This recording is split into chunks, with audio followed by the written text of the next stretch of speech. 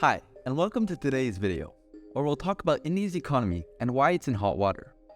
You might have caught wind of India's ascent to turn into the world's quickest developing economy, and how it's seen record monetary development in spite of the pandemic. But despite all the positive news, something seems to be off. Indians are increasingly unhappy with their quality of life and personal economic solutions, and the number of those who struggle to just get by is going up every year.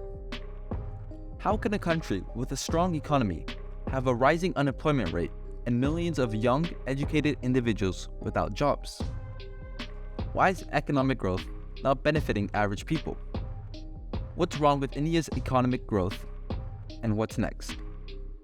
We must go back to comprehend what's happening. India attained independence in 1947, but inherited one of the world's lowest economies. India's first Prime Minister took a bold step and partially modeled India's economic model after Soviet central planning. The state nationalized all main economic sectors and converted them into state-owned businesses. Private companies needed clearance from up to 80 government departments to create anything. 5-year plans regulated everything in the economy for 5 years. This would help India become independent and out of poverty. However, it failed like the Soviet model. The 5-year plan slowed and inefficiently innovated the private sector. Corrupt state-owned corporations never made money. Despite its growing economy, India remained poor and underdeveloped for decades after independence. In 1991, things changed because India's major trading partner, the USSR, crumbled.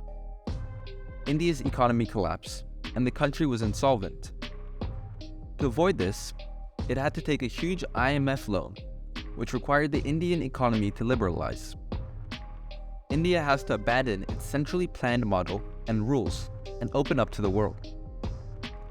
India accomplished that, and international corporations began creating factories, IT departments, and call centers around the country to take advantage of its cheap labor and many engineers.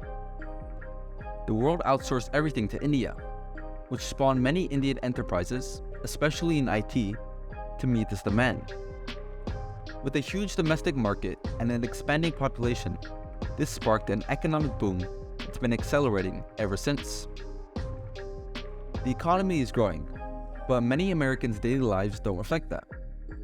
India's economic and life satisfaction has been declining year, according to surveys. India's unemployment rate is similar to Canada's, but it's more complicated. 90% of Indian jobs are in the informal sector, where workers don't have contracts.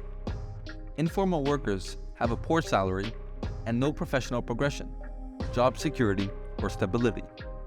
Thus, people's occupations stink.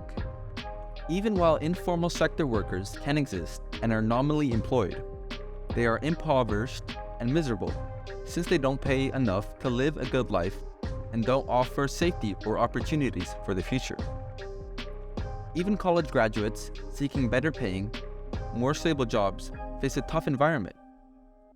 College graduates have a 20% unemployment rate, substantially higher than those without degrees. This is unexpected considering Indian youth study STEM courses, especially engineering and computer science, which should be in demand. Millions of engineers are unemployed.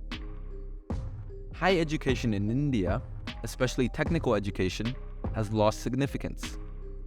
Thousands of private universities have awarded degrees nationwide since the 1990s. Everyone wanted an engineering degree, which private institutions delivered. However, when private colleges began producing millions of poorly trained engineers, the supply exceeded the demand, making engineering degrees and college degrees meaningless. India's jobless growth is due to a lack of job creation. India's economy is rising primarily because firms are becoming more efficient and productive, not because they're expanding. Therefore, few new jobs are being created. Due to India's rapid population increase, millions of new employees seek jobs each year, yet there aren't enough. When too many people apply for the few regular jobs, weird scenarios arise. The Indian Railways hired 35,000 workers in 2022, but they received 12 million applications. Most were railroad station guard positions.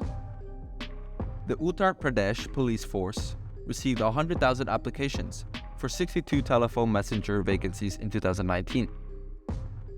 3,700 PhDs applied for these jobs, even though the only requirement was bike riding. Inequality rises with India's economic progress. India has high income and wealth inequality, according to the World Inequality Report. More importantly, it has had the fastest inequality growth in recent years. This shows that the increasing economy favors a small fraction of the rich. India's economy is in some hot water, and in spite of all the positive news, life is getting increasingly harder for the vast majority. The country's economic model, which is based on Soviet central planning, proved to be dysfunctional and hindered growth. Although India has undergone a major liberalization, the benefits of economic growth are not trickling down to regular people, resulting in a growing unemployment rate, low-paying informal jobs, and jobless growth. Inequality is also growing, and it's dangerous for progress and development in the long term. If India's economic growth doesn't translate into improving the everyday reality of the majority of people. As we wrap up this video on India's economy, obviously the nation is confronting a few huge difficulties. In spite of record financial development and being the world's quickest developing economy, the advantages of this development are not arriving to most individuals. The economy isn't making an adequate number of new positions to stay aware of the quickly developing populace, and personnel satisfaction for some Indians is declining.